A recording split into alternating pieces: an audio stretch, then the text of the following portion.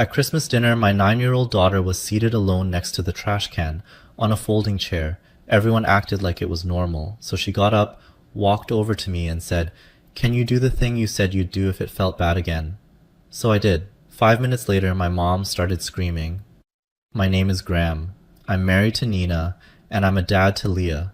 I legally adopted her when she was 3, but I've been in her life since she was 2. She's mine. Always has been. We don't use the word step in our house, not because we're pretending, because we're not. She calls me dad, and every time I hear it, I still feel it land in my chest like a little miracle. From the start, I promised her she'd never have to fight for her place in this family, that no one would ever make her feel like a guest in her own life. I couldn't keep that promise. Christmas at my parents' house is always a bit much. Think polished silverware, themed centerpieces, coordinated outfits for the grandkids. My mom likes to say she curates joy. What she really means is that everyone plays a part, and if you don't know your lines, you're the problem. We showed up right on time, Nina, Leah, and me. Leah wore a red velvet dress with gold buttons. She was proud of it. She had even practiced walking in her new patent leather shoes because she didn't want to slip. She walked in carrying a small box she'd wrapped herself. It was for my mom.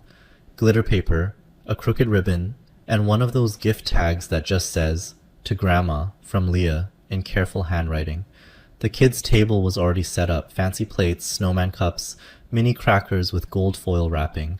Each place had a hand-lettered name card, except one. At the far end, near the swinging kitchen door, there was a folding chair. No card, no cracker, no plate, just a napkin and a fork. It was pushed in next to the trash can, as if someone realized last minute they were one seat short and didn't want to mess up the look.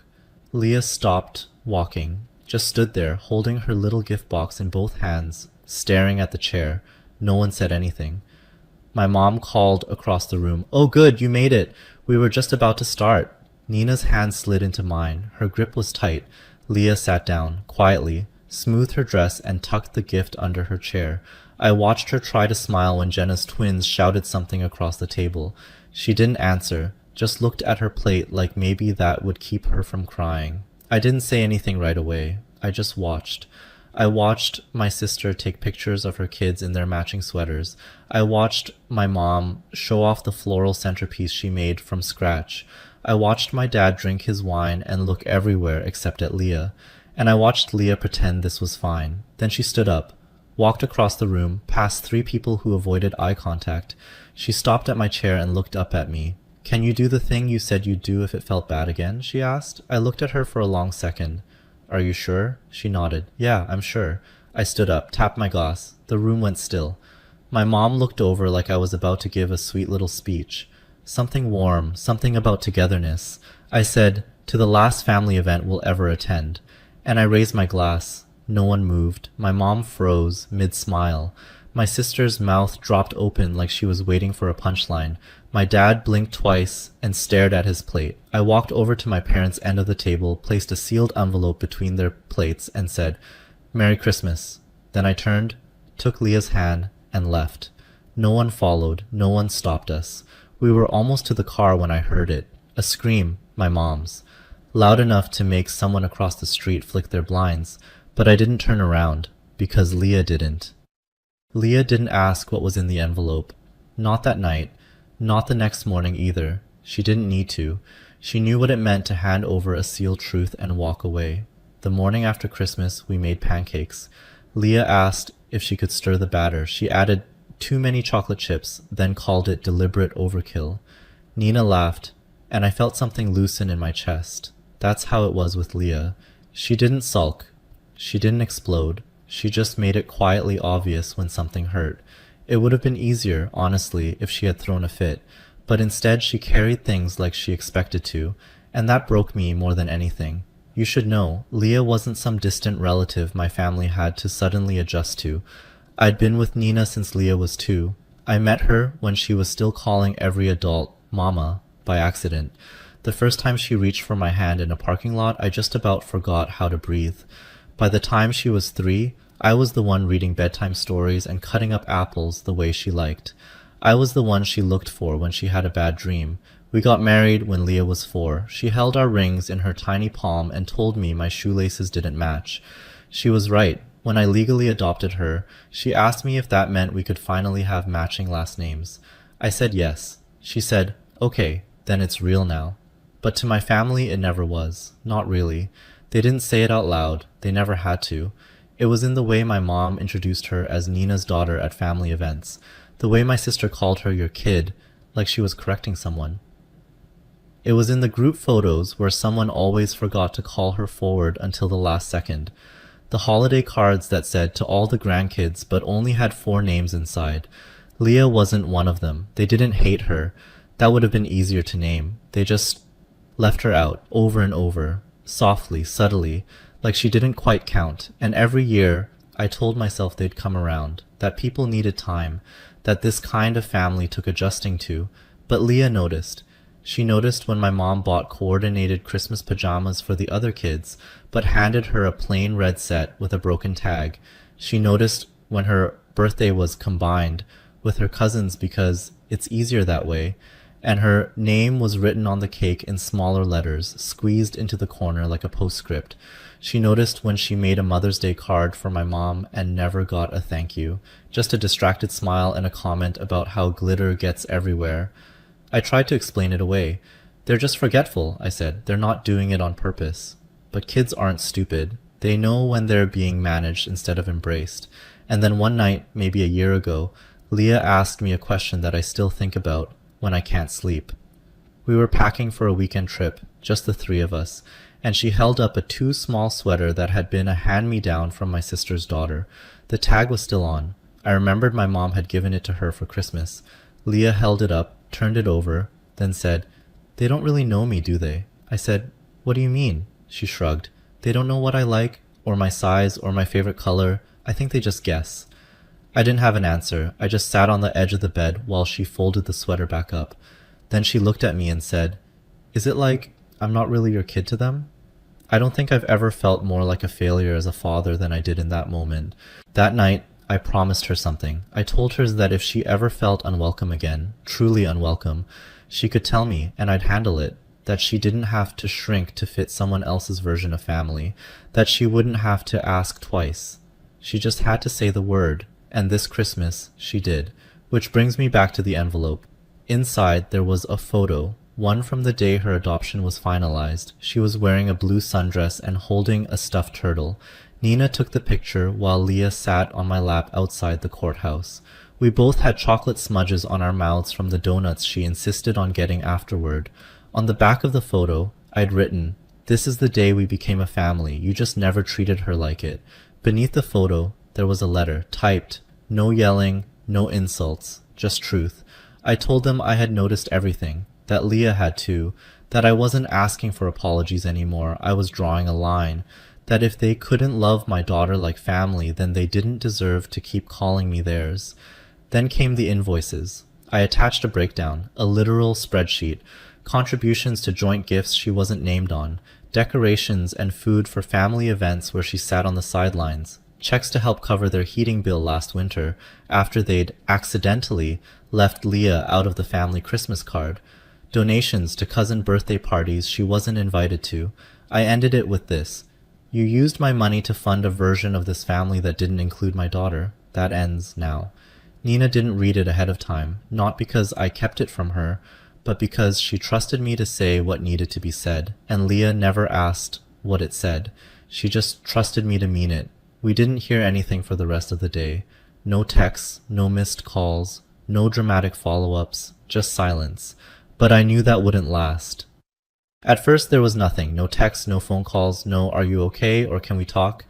Just silence, which, if you know my family, was almost funny. These are the same people who once created a spreadsheet to organize dessert contributions for Thanksgiving, the same people who text in all caps when someone forgets a birthday.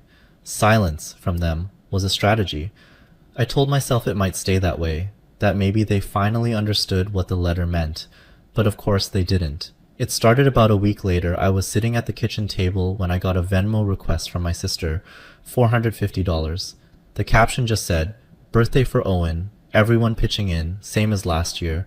Owen is her son. He's turning 10. We hadn't been invited to his party. I knew that because Leah had seen the photos of the invitation on his class bulletin board, wrapped candy canes, gold font, a dinosaur in a party hat, the kind of invite you don't forget to send by accident. Still, they asked for money. I didn't respond. I didn't pay it. I didn't even decline. I just left it there. 3 days later, my mom emailed Nina, not me, Nina.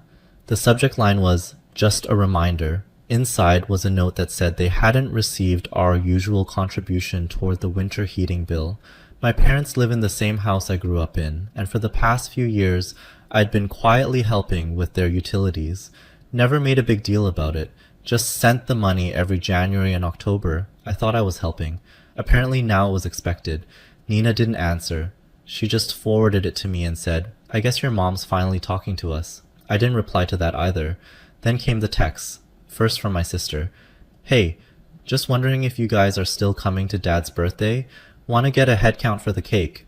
Then, "I assume Leah still likes vanilla? Or does she eat cake now?" I stared at that one for a while.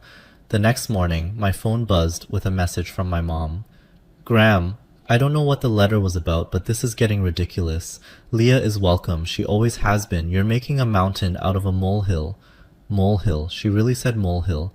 That was the word she used for a child being seated by a trash can on Christmas. I didn't answer. I wanted to. I wanted to send a photo of Leah's face at that table. I wanted to list every year, every slight, every time they looked through her like she wasn't real. But I didn't. I've learned that the people most determined to misunderstand you will always find a way. Instead, I stayed quiet, and the silence started to unnerve them. 2 weeks later, we got a card in the mail. It was addressed to Leah. Inside was a photo of her and my parents at a pumpkin patch from years ago. She must have been 5. My mom had written on the back, "You'll always be family. Love, Grandma." No apology, no context, just a photo and a sentence that tried to rewrite the past. Leah opened it at the table. She looked at it for a long time, then turned it over again. She didn't ask what it meant. She just said, "I don't think she ever called me that before."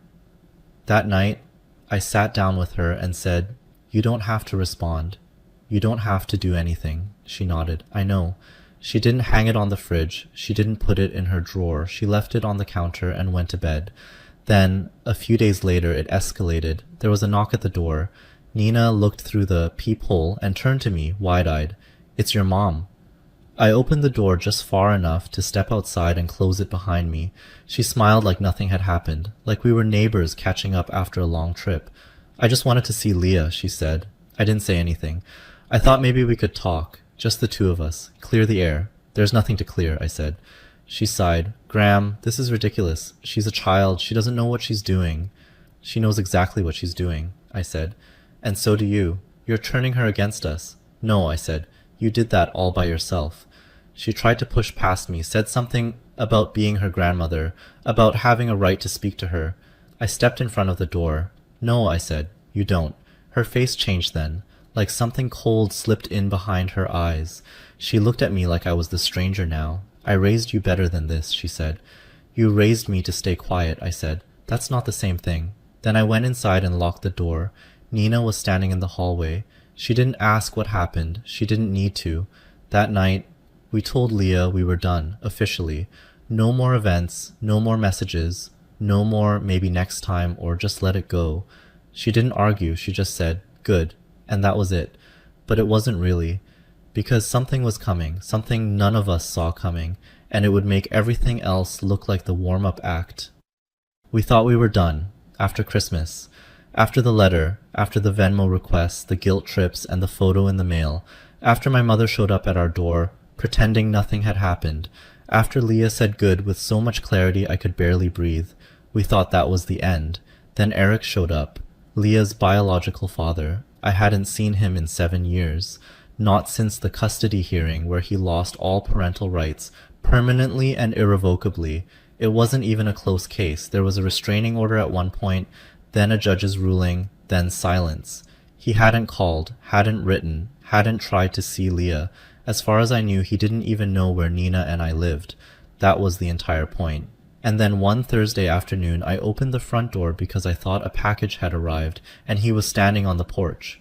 Older, rougher, same look in his eyes, like the world owed him something and he'd come to collect. Eric? I said, already stepping halfway out and pulling the door behind me. He smiled, or something close to it. Heard you've been pretending you're her dad. My stomach dropped. I don't know who told you where we live, I started. Your mom, he said. Like it was casual, like it was normal. Said she reached out for the good of the family. Said she thought Leah might need her real father. I didn't punch him. I didn't shout. I just stood there stunned, while my hands curled into fists.